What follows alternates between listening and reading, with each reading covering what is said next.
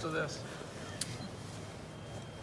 I felt like first practice was great. I said it in the press conference, you can't swim without a pool, you can't play football without pads, but what you do today is you learn how to play.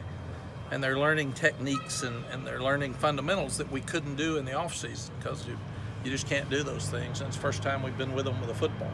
So it was good to see the quarterbacks throw and see guys catch and guys intercept the ball, trying to get them to understand the importance of the ball, both sides of the ball. And even I saw today when we intercepted a couple of balls, we didn't tuck it away as we were running it back, so you can't intercept it and then fumble it coming back. But I thought the guys took care of each other. We didn't have many people on the ground. I thought their effort was tremendous. We were out here a long time.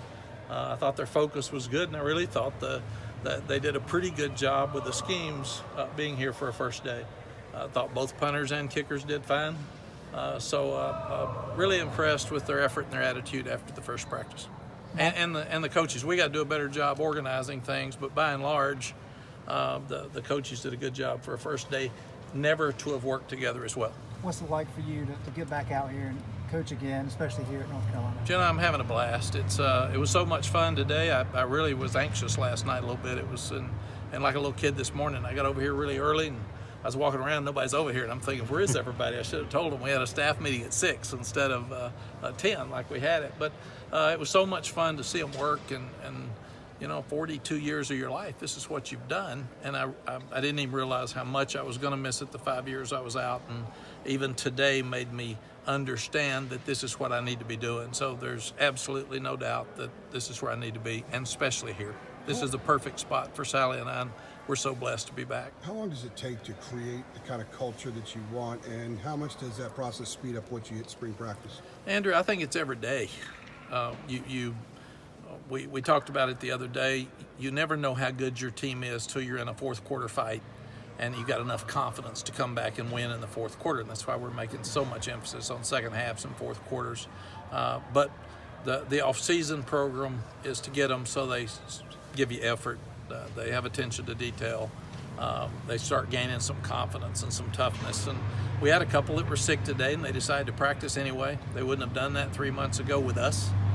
So that was a great plus. I'm going to brag on them tonight when I get in the dressing room. And I see guys hustling. And I guess we got about 5 guys out on defense. I think that's good because we're going to get some other guys that we're going to be forced to coach and get them ready to play because we got to get confidence. We got to get depth. Coach, what would you say? How was the vibe out here today? Because these guys been through a lot of losing lately. Yeah, vibe was really good. I told them that yesterday we'd never mention 4 years ago, 3 years ago, 2 years ago, or last year again. This was a new start. It's a new team. So this team hadn't lost a game, and this team has a chance to start out right with a new era, and they have a chance to leave their seniors with a legacy moving forward. And that's what they want to do, and I felt like they had that attitude today. So we're not going to talk about the past anymore, good or bad. But have you had a in your time had a quarterback turn to a linebacker and like Chaz before? And what do you think the biggest key for him to get adjusted? It's funny. Kevin Addis was out here today, and he was a quarterback out of South Carolina that we signed that turned into a linebacker. So I hadn't thought about that, but. There probably haven't been a lot of them, but your quarterback's usually your best athlete in high school.